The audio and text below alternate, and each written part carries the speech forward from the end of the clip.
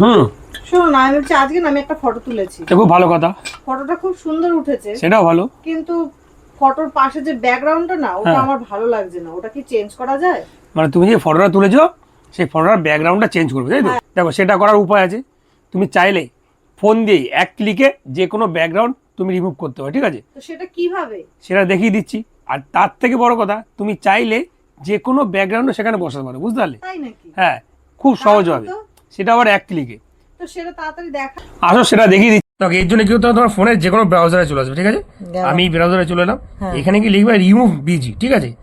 REMOV, remove busy যে চলে এসছে ওয়েবসাইটটা, এখানে তোমার টাচ করবে, ঠিক আছে?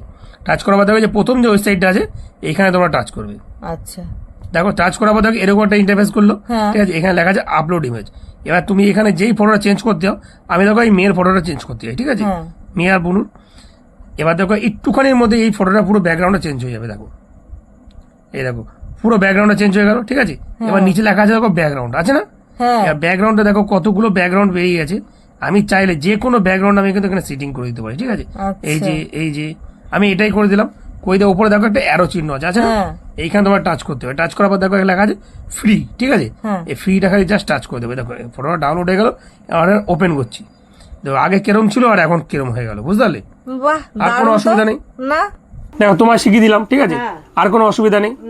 এবার তুমি যখনই ইচ্ছা তোমার যে কোনো ফটোর ব্যাকগ্রাউন্ড চেঞ্জ করে নিতে পারবে খুব সহজভাবে, ঠিক আছে? কোনো অসুবিধা হবে না। তারপরেও তোমার যদি অসুবিধা হয় তাহলে তুমি আমাকে জিজ্ঞেস করে নিতে পারবে। আর আমি এই ভিডিওটা বানাচ্ছি, এই ভিডিও যদি তাদেরও যদি কোনো অসুবিধা হয় তারা কমেন্ট করে জানিয়ে দিতে পারবে যে দাদা এই অসুবিধা হচ্ছে, আমরা সেই হিসাবে রিপ্লাই দেবো। আর তোমার বন্ধুদের বলো যদি ভিডিওটা যদি ভালো লাগে তারা অবশ্যই ভিডিওটা কি করবে, ভিডিওটা শেয়ার করবে আর চ্যানেলটাকে একটু ফলো করবে। ধন্যবাদ।